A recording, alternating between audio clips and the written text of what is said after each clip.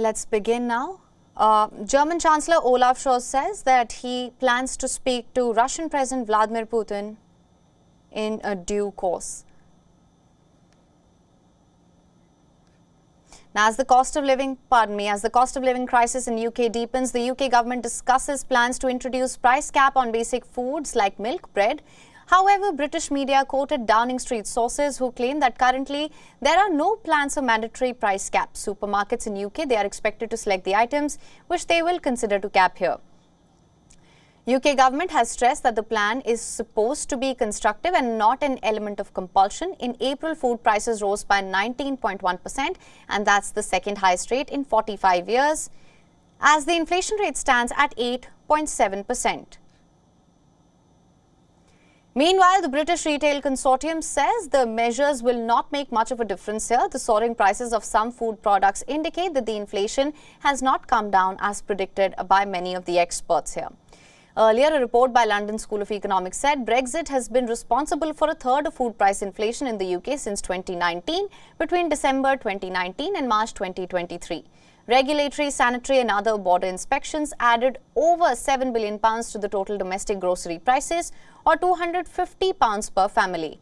Data showed inflation figures have exceeded expectations for 3 months in a row, and inflation is becoming more persistent and penetrating the previously unaffected areas such as grocery and mobile phone bills here as well.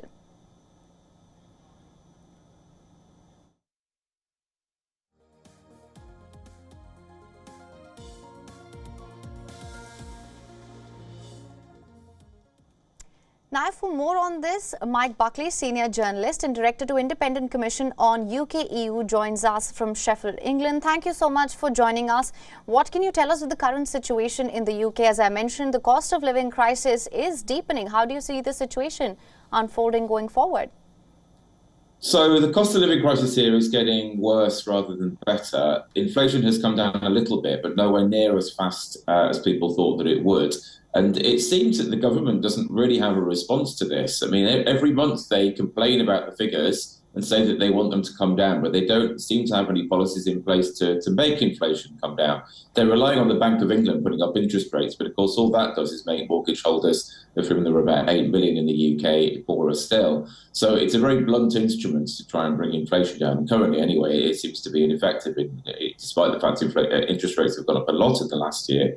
So it looks like the government really are quite ineffective and unable to deal with the situation. They're now talking about price controls on basic goods like bread and milk in supermarkets. But as so often with this government, they talk about it, but they're not actually doing it. So if they did it, it might have an impact and help poorer people particularly. But they're not even doing it. They're just talking about it. So in the meantime, prices are still going up. People are still getting poorer. And of course, people at the bottom of the pile in the UK are simply unable to buy the food that they need to feed themselves or their families. And for some months now, there have been stories about particularly parents choosing to eat only 1 meal a day or maybe 2 meals a day so that they can feed their children the food that they need. They're rightly, but very sadly, prioritize for their children. Right, absolutely. As I mentioned earlier, a report by the London School of Economics too has said that Brexit has been responsible for a third of food price inflation in the UK since 2019. How do you assess these findings?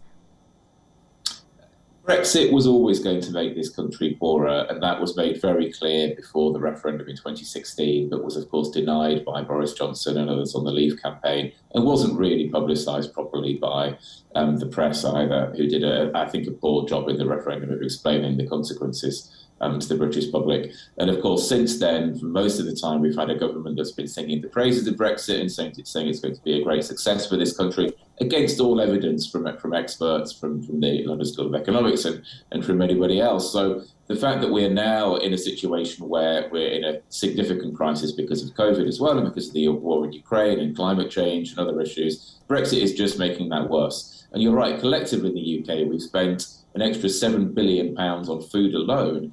We'll have spent a great deal more on other imports that will have gone up in price because of Brexit. So it's progressively making our country poorer, it's making our businesses less viable, it's making all of us as individuals and households poorer as well. And yet, we're still in a situation where the government is refusing to accept that fact and refusing to do anything to get us a better agreement with the European Union. The opposition Labour Party is now be clear in saying that it will get us a better deal with the European Union if it wins the next general election. Right. Mike Buckley, thank you so much for joining us on this broadcast with your insights on this. Thank you. WION is now available in your country. Download the app now. Get all the news on the move.